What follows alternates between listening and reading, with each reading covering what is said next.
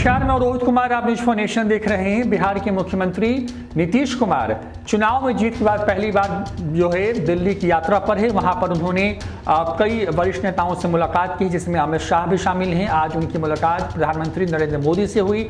करीब 1 घंटे तक चली इस मुलाकात में बिहार के साथ साथ केंद्र में जदयू की भूमिका को लेकर के भी कई मुद्दों पर बातचीत हुई है। आपको बता दें कि इस मुलाकात की तस्वीरें सामने आ गई हैं, जिसमें प्रधानमंत्री मोदी के साथ मुख्यमंत्री नीतीश कुमार नजर आ रहे हैं। करीब 1 घंटे चली इस मुलाकात में कई अलग अलग मुद्दों पर बातचीत की खबर सामने आ रही है। हालांकि नीतीश कुमार ने इन मुद्दों को लेकर के बहुत कुछ खुल के तो नहीं कहा कि किन मुद्दों पर बातचीत हुई, लेकिन सूत्र बता रहे हैं कि जो केंद्र में जो कैबिनेट का विस्तार प्रस्तावित है, उस विस्तार के साथ साथ विभिन्न अलग अलग योजनाओं को लेकर के भी बातचीत हुई है। बिहार में कैबिनेट का विस्तार भी पूरा हो चुका है। इन तमाम चीजों पर भी मुख्यमंत्री नीतीश कुमार से प्रधानमंत्री मोदी की बातचीत हुई है।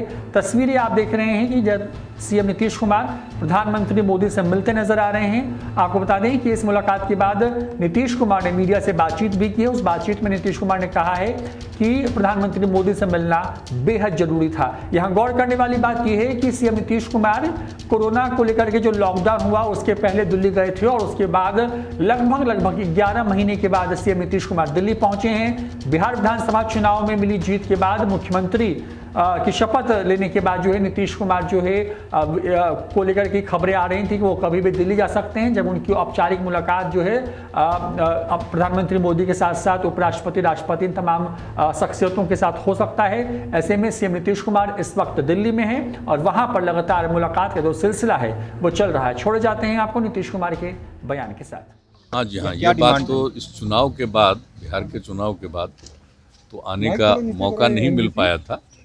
वैसे तो जैसे ही चुनाव संपन्न होता था उसके तत्काल बाद ही आया करते थे, लेकिन कोरोना के कारण जो आवागमन में काफ़ी कमी रही है उसके चलते हुआ।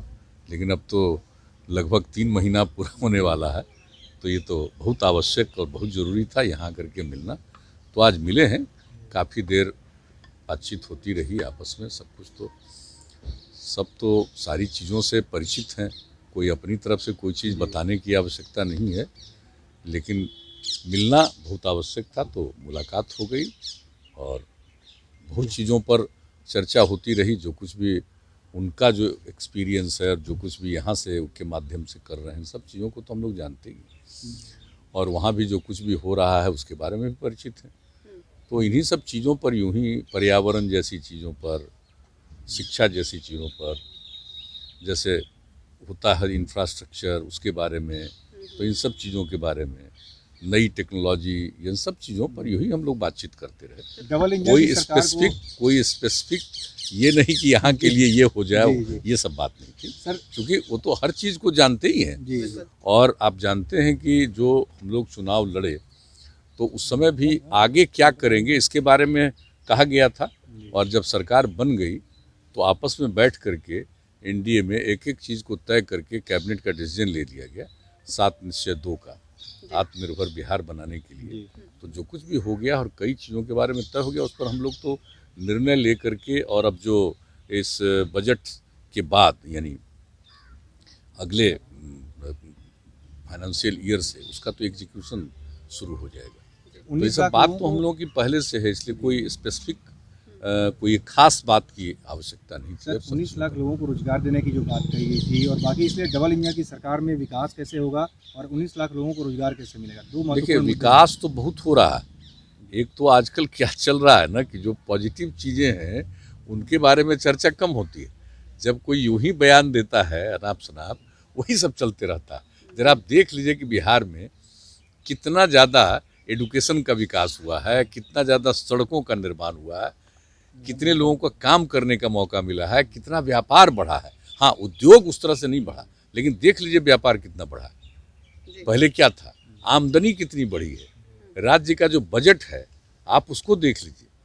कहाँ जब हम लोग आए थे तो मुश्किल से 24,000 करोड़ रुपए का भी नहीं था, अब देखिए तो 2 लाख करोड़ रुपया से ज़्यादा का हो रहा है। तो हर तरह से सब काम हो रहा है डेवलपमेंट के काम में शुरू से, और जितना हम लोगों ने कर दिया।